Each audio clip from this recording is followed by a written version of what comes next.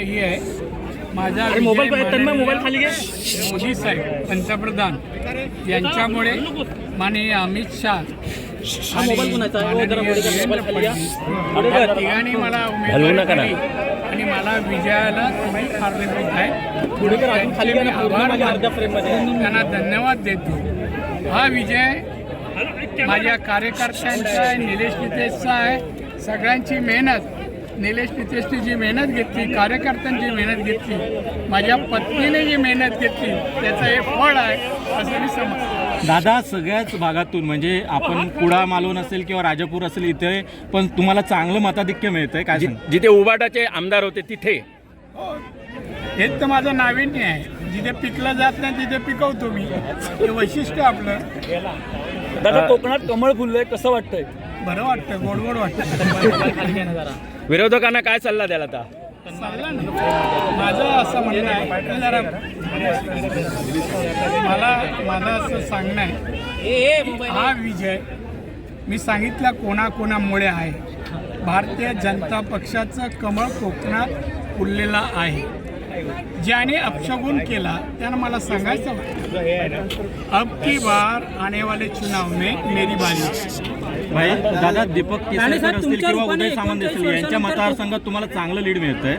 त्यांना धन्यवाद देतो. दीपक केसरकर एक नंबरला आहे, हा उदयही आहे. तर या दोघांनी माझ्यासाठी मेहनत घेतली, परिश्रम, त्या विजयामध्ये त्यांचा सिंहाचा वाटा. आता मुंबई महापालिका निश्चित मिळणार.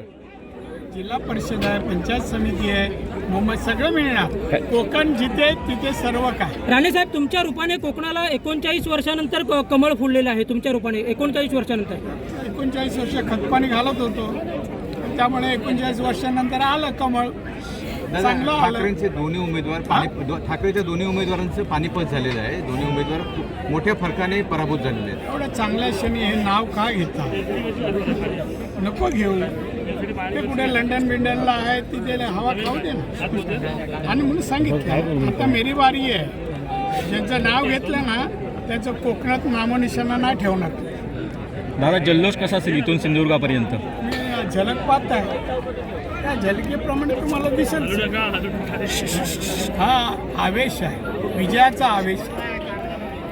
त्यामुळे तुम्ही त्याला योग्य रंग द्या, भगवा रंग द्या. लोकांनी चांगल्या दृष्टीने पाहू दे, आनंद, विजयाचा आनंद लुटू. आणि त्यानंतर 5 वर्ष सिंधुदुर्ग असो, रत्नागिरी असो, लोकांनी मला मतदान भरभरून दिलं आहे. दोन्ही जिल्ह्यातल्या सर्वसामान्य जनतेने प्रेमही केलं, मतही दिलं. त्यांना मला विकास दाखवायचे, त्यांची सेवा आणि विकास मला करायचे. सर, एकूणच मिळालेल्या मताधिक्याबद्दल काय सांगाल? काय सांगू, चांगली गोष्ट आहे. मी समाधानी आहे, आनंदी आहे. म्हणून तर मी लोकांना श्रेय देतो, सगळ्यांना श्रेय देतो ना. आणि म्हणून जे सांगत होतं त्यांना वाटते कोकण म्हणजे आमचं काय, ते कोणाचं काय ते मी सिद्ध केलं. तुम्ही सकाळीच मतदान केंद्रावर हजर होता, मात्र विरोधक पहिल्यापासूनच नव्हते.